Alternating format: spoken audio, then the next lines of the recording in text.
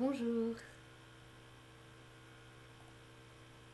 Ô Marie, Mère de Dieu, véritable trésor de tout l'univers, racontez toutes ces merveilles. 2 jours plus tard, rentrant chez Frédéric Ekeblad, Isco eut la surprise de trouver le conseiller du régent en discussion avec Andreas Burreus, le chef du nouveau service de cartographie. Frédéric tenait étalée devant lui la carte qu'Isco avait dessinée de sa propre demeure et en vantait la qualité auprès de Burreus. Celui-ci restait silencieux, mais son œil exprimait l'approbation. « Et voici l'auteur !» s'exclama Frédéric en voyant Isco pénétrer dans le salon. Formé auprès des meilleurs cartographes et cosmographes de Lisbonne, passé par la grande école de cartographie de Sagres. Burreus eut un signe de tête élogieux. Visiblement, la réputation de la très mythique école portugaise avait atteint les rives de la mer Baltique. Intéressant. Évidemment, leur temps est révolu, mais leurs techniques sont assurément solides, commenta Andreas Burreus, sans cesser d'examiner la carte d'Isco. Il resta un moment à la détailler. Isco avait eu le temps ces dernières semaines de se renseigner sur le chef cartographe. Fils de pasteur, tout comme Ambrosius, il avait appris le métier auprès de son cousin, un mystique qui avait eu une forte influence sur lui. Passez donc nous voir un de ces jours. Burreus n'était pas très expansif. Il s'éclipsa peu après.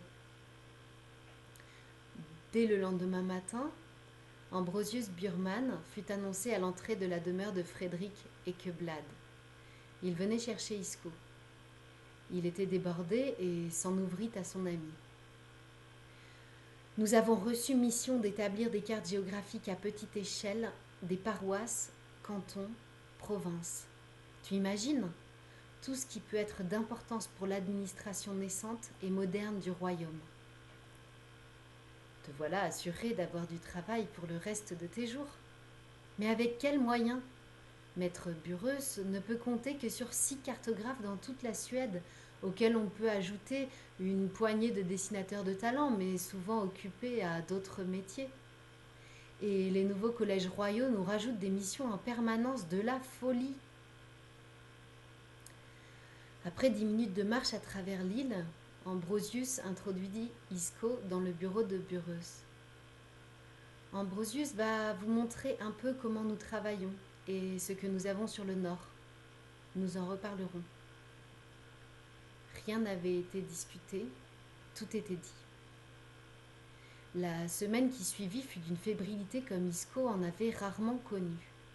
Il se plongea dans l'étude de la seule carte existence de la région, Laponia. Andreas Burreus lui-même l'avait réalisée une vingtaine d'années plus tôt, annotée en latin comme il se devait. Maître Burreus s'était, dans ses premiers travaux, surtout attaché à reconnaître les côtes suédoises et les régions frontalières, mal définies dans cette Laponia où Russes et Danois tentaient aussi de prélever l'impôt sur les lapons. Un souci pour l'administration royale, nota Burreus.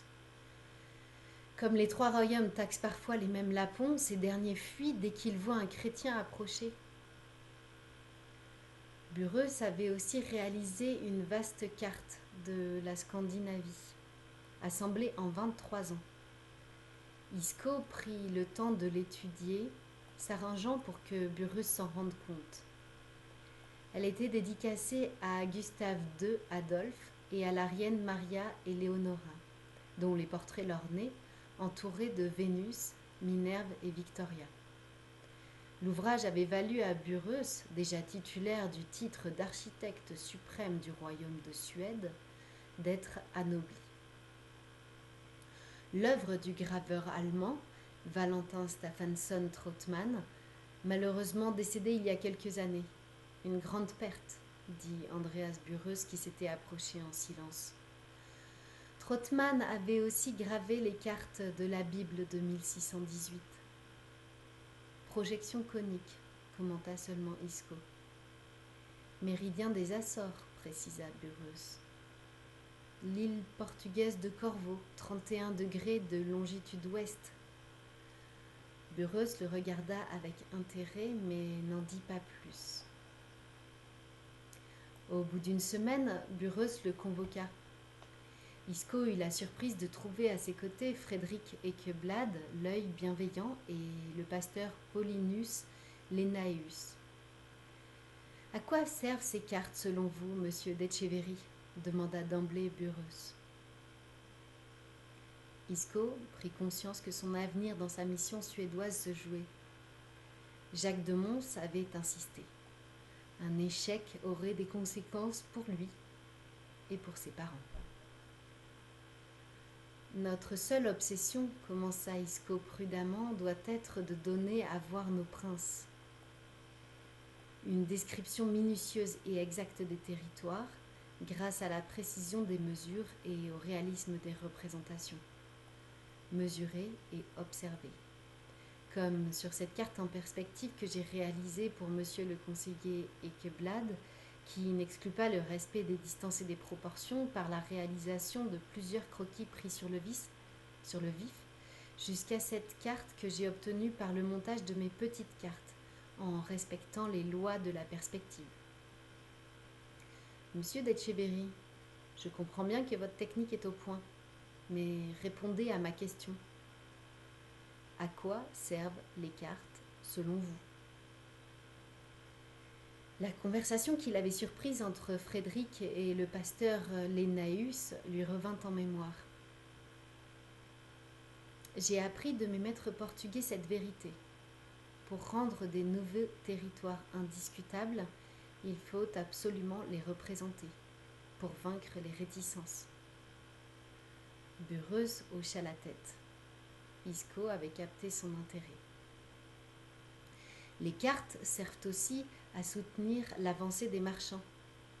Mes maîtres portugais ont tracé des milliers de lieues de côtes d'Afrique, des Indes et des Amériques pour soutenir leur progrès. Ils devaient ouvrir la voie au voyage des navires suivants et permettre d'imposer leurs droits sur ces nouvelles terres. Tout cela est très bien pour les marchands, donc pour les bourgeois et pour étendre les prétentions de la couronne. C'est ce que vous me dites. Frédéric Ekeblad avait l'air satisfait par les réponses d'Isco. Celle-ci s'accordait parfaitement au projet d'expédition pour reconnaître ce gisement d'argent sur des terres aux frontières mal définies. Mais Isco sentait une once de réserve dans la remarque du grand cartographe, pour ne pas parler de la mine hostile du pasteur. Il savait qu'il avait répondu correctement sur le plan technique, mais Andreas Burreuse avait été formé par son cousin, un mystique, un ancien. Tout moderne fût-il, Burreuse en gardait sans doute une nostalgie, voire une croyance sincère. Si je peux me permettre d'être plus personnel, Burreuse l'encouragea du regard. Nos cartes servent aussi à nous rappeler que nous sommes les enfants du Créateur et qu'elles doivent être des invitations à en apprécier le spectacle en toute humilité et à en saisir les opportunités pour plaire à notre Seigneur. Venez voir les œuvres de Dieu, dit le psaume. Racontez toutes ces merveilles. Burreuse ne scia pas. Isco ne pouvait plus reculer. Même si l'utilisation actuelle des cartes est plus mercantile, conclut-il, il ne fait pas de doute pour moi qu'une carte est, au fond, un hymne au Créateur.